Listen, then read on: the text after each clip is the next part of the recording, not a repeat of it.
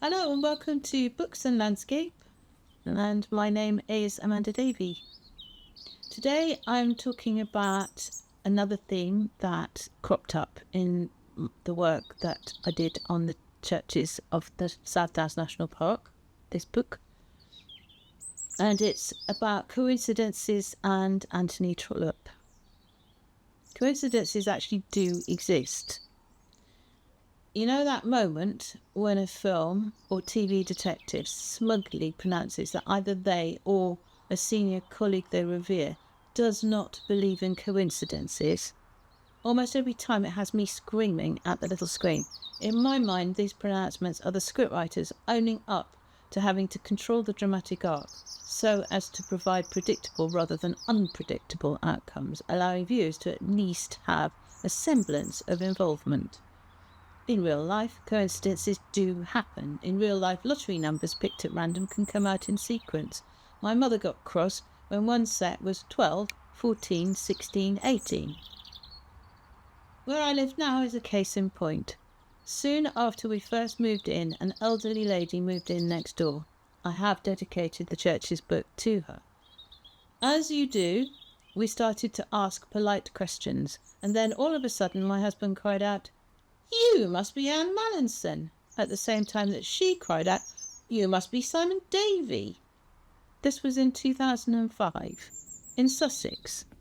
But in 1970 they had worked together in Hampshire, in Selborne, to mark the 250th anniversary of the birth of the Reverend Gilbert White. When Simon and I first met, he had sung the praises of Anne's Natural History Bookshop in Selborne, although we had never managed to visit it. And here she was, moving in next door, and a good friendship began that lasted 9 years. A couple of years later, a new couple moved in next door to us on the other side. A random conversation a few months later identified that the man was a brother of Simon's best friend at school and university, who he had, until only a few weeks earlier, been trying to re-find. Again, absolutely no previous connection to Sussex had been involved, and yet it was a coincidence. So, I suppose it should not have come as the surprise that it did that I had a different sort of coincidence when working on writing the history and checking the connections for my book on the South Downs churches.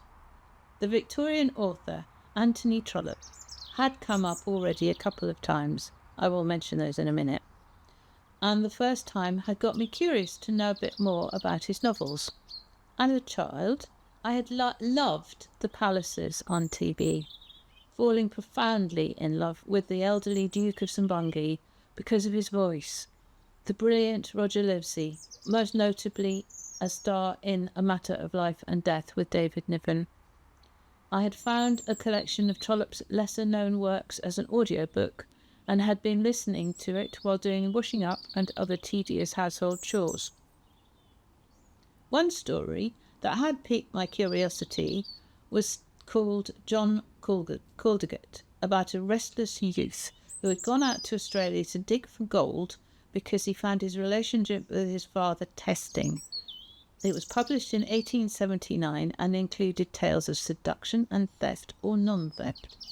I hadn't quite finished listening to it while I was digging into the history of Offham Church in East Sussex.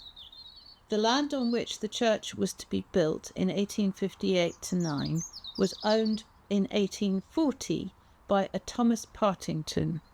As was my habit, I looked Partington up to see if he had an enticing story about him, to see that his son, also Thomas, had spent time during the gold rush in Australia. What a weird coincidence, I thought, to be listening to Trollope's gold rush tale and at the same time to be reading about one connection to a church site. Of course, the thought ran on. Wouldn't it be even more nuts if Trollope was somehow also involved? My jaw did drop when it didn't take long to discover that the boy's mother was Anthony Trollope's Aunt Penelope, sister of his father. What I didn't know until sorting this video out was that Trollope's own son was a sheep farmer in Australia, and he had written about his visit to see their family to mixed reactions from the Australians. But that does not interfere with my coincidence. and it is even more reason for my bluster at those TV dramas.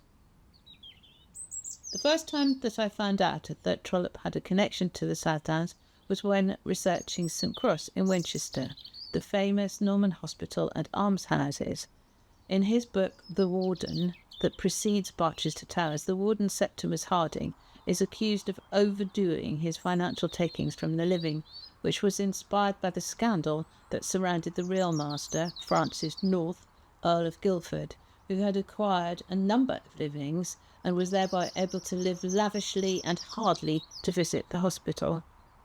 Trollope had been at school in Winchester, which was an ancient yet small city in his day, and the city of Barchester is an amalgamation of cathedral cities that include Winchester. But it also then turned out that South Harting had been the Trollope home and library at Harting Grange for his last year and a bit. From July 1880 to late 1882, he then died in London that December. He's not buried in the village, but in Kensal Green Cemetery in London, near to Wilkie Collins, one of his many friends. However, the church is proud to contain his pen inside a case indoors. While the links are considerably less than those to Jane Austen, Anthony Trollope is still celebrated as a significant name in the national park. There could well be more influence from it on his writings than have come to light for me in my less intense studies looking at the churches, most probably from his short years at Winchester College, although he did complete 6 to 7 books, it seems, from his time in South Harting. It appears he had started them some time before, however. The story goes that he had a manservant wake him at 5 a.m. with a drink, and he would be at his desk writing by 5:30 in the morning, keeping up the pace until he dressed for breakfast and continued his day doing other things, including his job at the post office before he retired. Thank you very much for watching. It would be lovely if you could like, and it would be even lovelier if you could comment. And huge thanks and all the best.